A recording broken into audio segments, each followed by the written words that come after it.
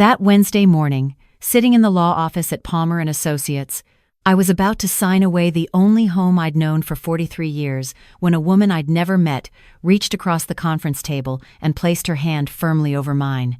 "Mrs. Crawford," she said quietly, her voice steady but urgent. "Don't sign that document, please. Just give me 5 minutes to explain why." Have you ever had a moment where everything you thought you knew suddenly felt wrong, but you couldn't quite put your finger on why?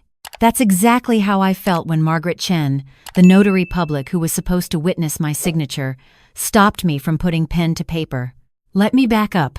My husband Robert died 6 weeks ago, 67 years old, married for 43 of them, and just like that, he was gone. Pancreatic cancer. They gave him 6 months, and he made it 4. Those last weeks were a blur of hospital visits, insurance forms, and watching the strongest man I'd ever known fade away in a sterile room that smelled like disinfectant and defeat. I'm 71 now, and I'd be lying if I said I handled his death well. My daughter lives in Seattle with her family, my son in Boston. They came for the funeral, stayed a week, then went back to their lives. I understood. They have jobs, kids, mortgages. I had the house, Robert's pension, and a grief so heavy some mornings I couldn't get out of bed. Then, Robert's son from his first marriage showed up. Derek, 45 years old, worked in real estate development in Phoenix. I'd met him maybe a dozen times in all the years Robert and I were married. He came to our wedding, showed up for a few Christmases early on, then gradually disappeared from our lives. Robert always made excuses for him. Said Derek was busy building his career, but I knew the truth. Derek had never forgiven his father for the divorce, never accepted me, and only called when he needed money, which Robert gave him. Every time. 3 days after the funeral, Derek knocked on my door. "Catherine," he said, and I noticed he didn't call me Mom or even Catherine like he used to. Just my first name, formal and distant. "We need to talk about Dad's estate." I invited him in because that's what you do, even when every instinct tells you not to. He sat in Robert's favorite chair, the leather one by the window that still smelled like his aftershave, and pulled out a folder. "I've been going through Dad's papers," he said. "Did you know he had a lot of debt?" I didn't. Robert handled our finances. We had the house, paid off 20 years ago. We had his pension, my small Social Security check. We weren't rich, but we were comfortable. "What kind of debt?" I asked. Derek spread papers across the coffee table. Medical bills, credit card statements, a second mortgage on the house I didn't know existed. $270,000, he said, watching my face. "The house is worth about $400,000 in today's market. After the debt, legal fees, and estate taxes, there won't be much left." My hands started shaking. "I don't understand." Robert never said. "Dad was proud," Derek interrupted. "He didn't want to worry you." But the cancer treatment wasn't all covered by insurance. He took out that second mortgage to pay for the clinical trial in Houston. You remember that trip, right? I did. Last October. Robert had been so hopeful. We'd driven to Houston, stayed 2 weeks while they ran tests. Insurance called it experimental. Refused to cover it. Robert said he had savings. He'd mortgaged our home. "So what does this mean?" I asked, even though I already knew. "It means we need to sell the house," Derek said gently. Too gently, like he was talking to a child. "But I have a solution. I've found a buyer, a developer who's interested in the lot. They're willing to pay $450, which is above market value. We can settle Dad's debts, and you'll walk away with about $70,000. That should be enough to get you into a nice assisted living facility." "Assisted living?" "I'm 71, Derek, not 90. I don't need." "Catherine." He leaned forward. "Be realistic. This house is too big for you alone. The yard, the maintenance, the property taxes, you can't afford it. And legally, as the executor of Dad's estate, I have to act in the best interest of settling his debts." Something felt wrong. The way he had all these papers ready, the way he'd already found a buyer, the way he kept calling me Catherine instead of Mom. "I need to think about this," I said. "There's not much time." Derek pulled out another paper. "The developer needs an answer by Friday. I've prepared a settlement agreement. You agree to the sale, and I'll handle everything else. You won't have to worry about any of it." He slid the paper across to me. That's when I should have called my daughter, should have called a lawyer, should have done anything except what I actually did, which was nod and say, "Okay, where do I need to go to sign?" Derek smiled. "I've already scheduled an appointment with a notary.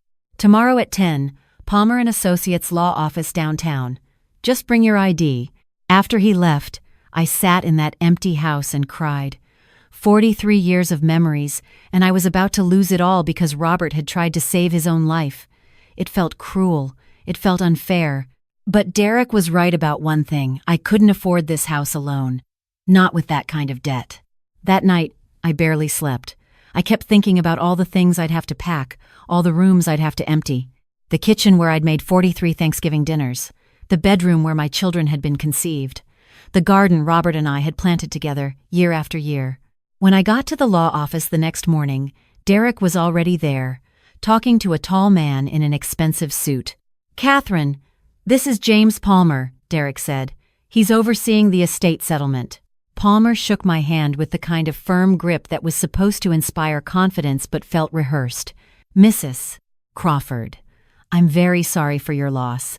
Let's get you taken care of so you can start the next chapter of your life." The next chapter. Like I was a book being closed. They led me into a conference room. The settlement agreement was already laid out on the table, a pen placed precisely next to it. Derek sat on my left, Palmer on my right. At the far end of the table sat a woman I hadn't noticed at first. "This is Margaret Chen," Palmer said. "She's the notary who'll witness your signature." Margaret was probably in her 50s, Asian woman with gray streaks in her black hair and glasses that kept sliding down her nose. She looked at me with an expression I couldn't quite read. "Mrs. Crawford," Palmer began, flipping through the pages, "this agreement states that you acknowledge the debts on the estate, agree to the sale of the property at 2847 Maple Street, and accept the settlement amount of $70,000 after all encumbrances are settled. The buyer has already been secured, and we can close within 30 days. 30 days to pack up 43 years. Do you have any questions?" Palmer asked. I had 1,000 questions, but my brain felt like fog. The 70,000, that's what I'll have? After everything? After the debts are settled? "Yes," Derek said. "I know it's not much, but Dad's medical bills." "I understand," I said, cutting him off. I didn't want to hear about Robert's medical bills, didn't want to think about how he died trying to live. Palmer pushed the document toward me. "If you'll just sign here, here, and initial here, we can move forward." I picked up the pen. That's when Margaret spoke up. "Mrs. Crawford," she said quietly, her voice cutting through the room like a knife. "Don't sign that document. Please, just give me 5 minutes to explain why." Derek's head snapped toward her. "Excuse me?" Palmer frowned. "Miss Chen, you're here to notarize, not to provide legal advice." "I'm not providing legal advice," Margaret said, her eyes never leaving mine. "I'm fulfilling my duty as a notary public, which includes ensuring that the signatory understands what they're signing and isn't being coerced or defrauded."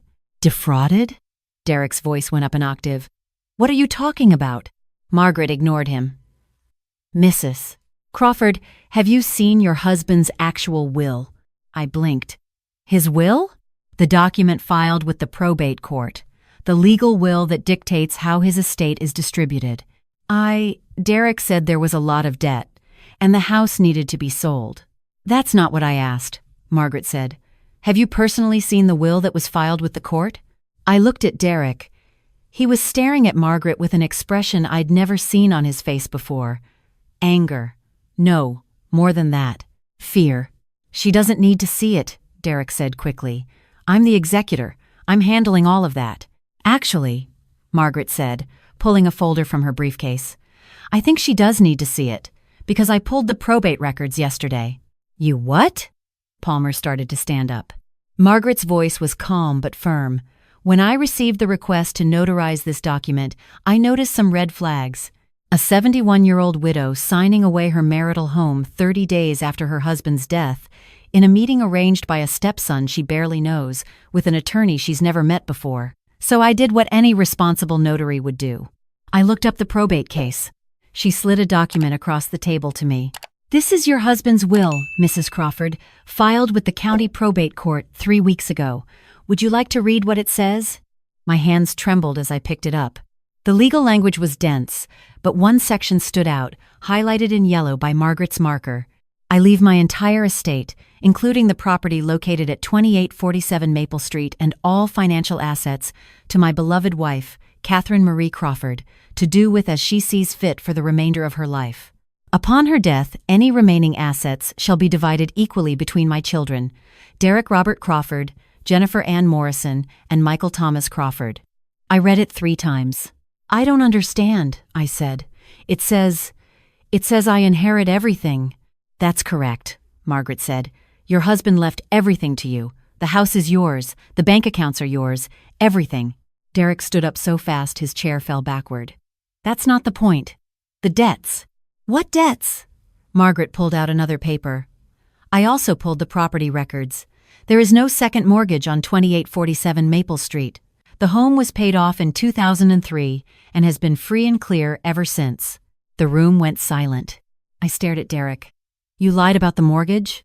I can explain. And the medical bills? Margaret continued, pulling out more papers like a magician doing a trick. I contacted Houston Medical Center.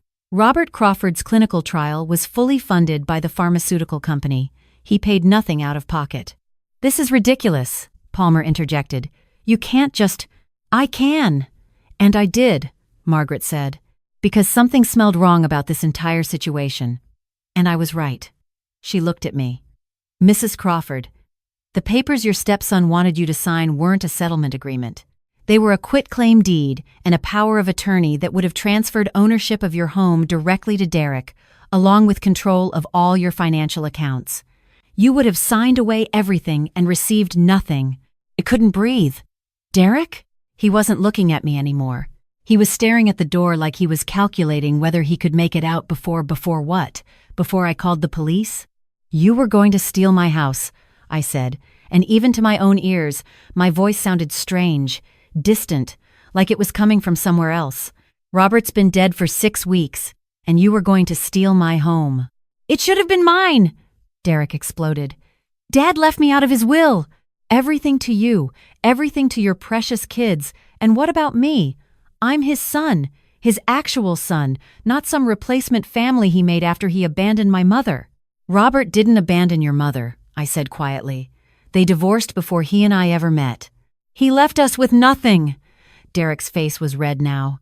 And then he builds this perfect life with you, this perfect house, and I get what? A card on my birthday if he remembers? So you thought you'd just take it? Margaret's voice was cold. Forge documents? Lie about debt? Trick a grieving widow into signing away her home? Palmer was gathering his papers. I think we're done here. You're right about that, Margaret said, because I've already filed a complaint with the State Bar Association about your involvement in this scheme. Palmer froze. You were simply helping commit elder fraud, Margaret said. And I have copies of everything. The fake settlement agreement, the notarization request with its suspicious timeline, all of it. I watched Palmer and Derek exchange a look. Then Derek grabbed his briefcase. This isn't over, he said. Actually, Margaret replied, it is. Because Mrs. Crawford is going to file a police report for attempted fraud, and I'm going to provide all the evidence I've gathered. You're both looking at felony charges. After they left, practically ran out, really, I sat in that conference room with Margaret Chen, a woman I'd never met before that moment, and I cried. Why did you do this? I asked her. You didn't know me. You could have just notarized the papers and been done with it. Margaret took off her glasses and cleaned them with the edge of her blazer. 20 years ago, she said, someone tried to do the same thing to my mother. She'd just lost my father, and my cousin showed up with papers saying my parents had taken out a loan against their restaurant. My mother barely spoke English. She was about to sign everything away when the translator at the bank noticed the documents were forged. What happened? My cousin went to prison. My mother kept the restaurant. She put her glasses back on. I became a notary because I never wanted someone to go through that alone. When I saw your case, all the red flags. I couldn't just stamp it and look away. I would have lost everything. Yes, Margaret said.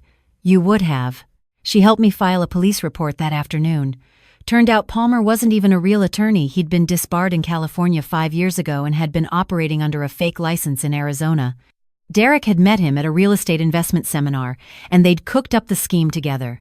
They'd done it before, to 2 other widows. This time, they got caught. The investigation took 3 months. In the end, Derek was charged with attempted fraud, forgery, and elder abuse. Palmer got similar charges plus practicing law without a license. They both took plea deals. Derek got 18 months in prison and 5 years probation. Palmer got 3 years. My daughter flew down from Seattle when she heard, "Mom, why didn't you call me?" "I thought I was doing the right thing," I said. Derek seemed so sure, and I was so tired, and I just wanted someone to take care of it. She hugged me for a long time. "Promise me you'll never sign anything important without calling me first." I promised. The house is still mine. I'm still living here, in the home Robert and I built together. I've turned one of the bedrooms into a craft room, something I always wanted to do but never had time for when I was working. I've joined a book club at the library. I've started taking watercolor classes on Thursday afternoons. But the thing I think about most is that moment in the conference room when Margaret put her hand over mine and said, "Don't sign." How close I came to losing everything. How easy it would have been to just trust Derek because he was Robert's son, because I was tired, because I didn't know any better. Margaret and I have coffee every few weeks now. She's become a friend, someone I never would have met if Derek hadn't tried to rob me. Life's funny that way. She told me once that most people don't stop to question things when someone in authority tells them to sign something. "We're taught to trust lawyers and family," she said. "That's what predators count on." I asked her how she knew to dig deeper into my case when she could have just processed it like any other notarization. "Your hands," she said. "When you picked up that pen, your hands were shaking, and you weren't crying, you weren't sad, you were terrified. People who are settling their spouse's estate are usually sad. But you were scared. And that told me something was very wrong. I think about that sometimes, how a stranger noticed my fear when Robert's own son felt nothing but greed. Last month, I had my will updated. Everything goes to my daughter and son, split equally. I made sure to use a real attorney this time, one Jennifer recommended. And I had Margaret notarize it, because if there's anyone I trust with important documents now, it's the woman who saved me from signing my life away. Derek sent me a letter from prison. I didn't open it. Jennifer said I should. Said maybe he was apologizing, but I threw it away. Some betrayals don't deserve forgiveness. Robert used to say that you never really know someone until money's involved. He was right about that. But he was wrong about Derek. He always thought his son would come around, would grow up, would become someone worthy of trust. Robert died believing that, and maybe it's better that way. He never had to know that his son tried to rob his widow. I still miss Robert. I miss him every single day. But I'm glad he left me the house, glad he made sure I'd be taken care of, glad he never knew what Derek would try to do. And I'm grateful for Margaret, for her instinct to question, for her courage to stop me, for her willingness to spend hours investigating a case that wasn't her responsibility. "You saved my life," I told her once. "I saved your house," she corrected. "Same thing," I said. Because it was. At 71, starting over would have killed me. Living in some assisted living facility while Derek sold my home to a developer, watching it get torn down to build condos, knowing I'd been tricked, that would have been the end of me. Instead, I'm here. I'm still here. In the kitchen where I made 43 Thanksgiving dinners. In the bedroom where my children were born. In the garden where Robert and I planted roses every spring. I'm still here because a stranger saw my shaking hands and decided to care. If you're watching this and you've lost someone recently, please, I'm begging you, don't sign anything without getting a second opinion.